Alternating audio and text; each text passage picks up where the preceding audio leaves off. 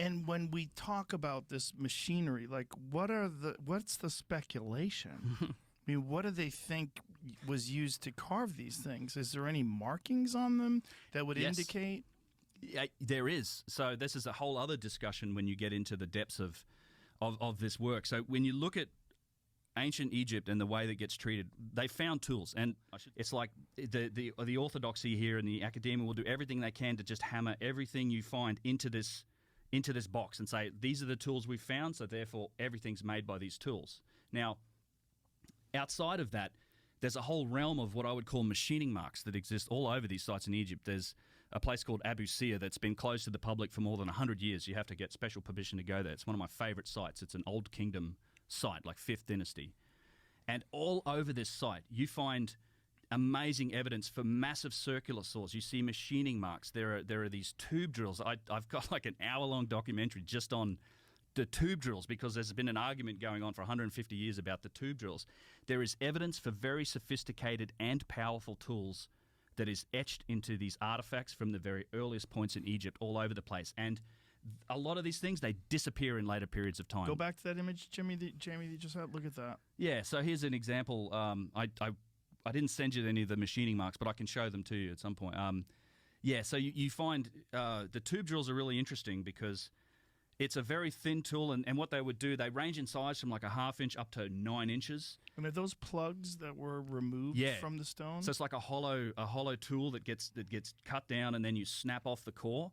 And now Flinders Petrie, he was you familiar with Petrie? He was around like late 1800s, early 1900s.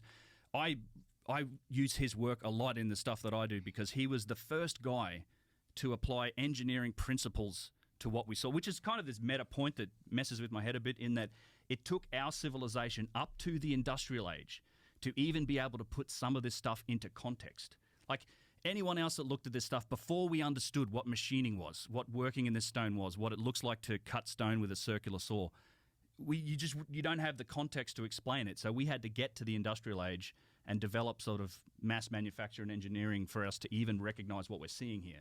Wow. So he found there's a famous core. It's called Petrie's core number 7, and it's a drill core from one of these holes. It's in granite, and it's located in the Petrie Museum. And this museum is one that actually allows research appointments, and you can analyze it. And it's been analyzed several times. There's been an argument that's been going on for literally 150 years about this core because what Petrie found and what Chris Dunn later verified. Yeah, that's Petrie's core number 7, exactly right there. That in fact might even be Chris Dunn's photo.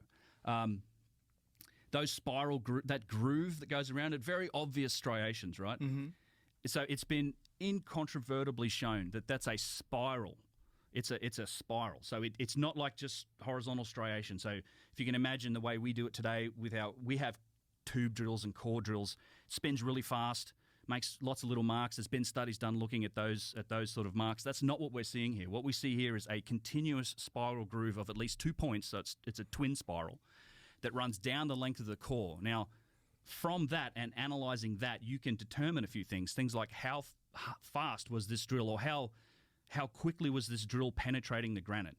And Petrie and Dunn both analyzed it and looked at it. Well, it's about a 1 in 60 rate. So for each, say, 60 inches of horizontal travel, it's going 1 inch into the stone.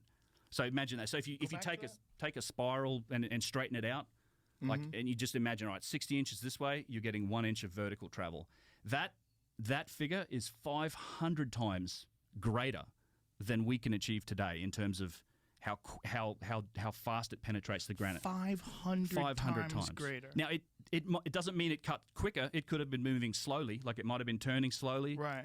But it's penetrating the granite at a rate far greater than what we can achieve with our technology today. Yeah, so you can go there, and I intend to do this. I might be in the UK this year, and I intend to do that. It's called the cotton wrap test. You can actually, under a little microscope, run a piece of cotton through that groove. Now, they actually took it a step further, and they made a latex molding of it, right?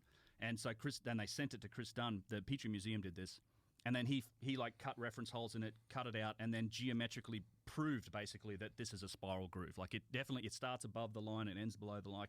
He showed that that's it. And what I would love to see happen is we could get this core and then scan it with that structured light scanner, because it will put that stuff to bed no problem. Like as far as I'm concerned, this is a spiral groove. The case has been closed, but people still argue the point.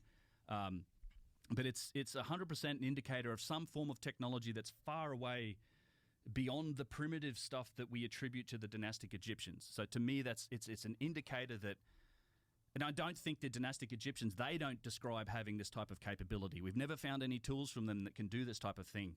So I think what we're looking at here with dynastic Egypt is a story. It's a longer timeline. It's a story of inheritance. I think they inherited a lot of artifacts, potentially some architecture, potentially like parts of the pyramids or that type of thing.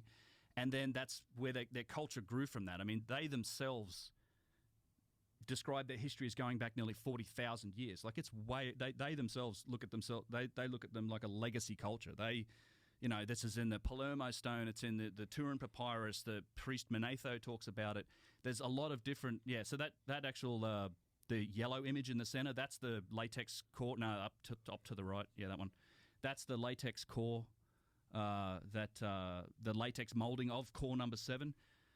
But the crazy thing is, too, this is the only core that's really been analysed. Like, these things, they're all over the place. Like, lots of museums have them. I'd love to see a body of work be built up with true analysis of it, because examples. And what's more, and what's kind of interesting here is that the drill cores that they found, they're tapered. So actually, they taper in like this. The holes are straight, the cores are tapered. So it means that the tool itself must have been had like almost like a cone shape. And the thing that, because some people say, well, those lines could have been created when the tool was removed. And I'm like, no. If you think about a tapered tool like this, the second you take any pressure off it, the whole tool removes itself from the surface of the stone. So those marks can't be made by withdrawal of the tool. It's 100% something going on. And Petrie, back in the late 1800s, was scratching his head looking at this stuff, and he goes, there must have been a weight of 2 or 3 tons on one. Like he sort of said it was a jeweled tube of bronze that did this. But he was looking at it. He knew a mystery when he saw it, and he couldn't explain it.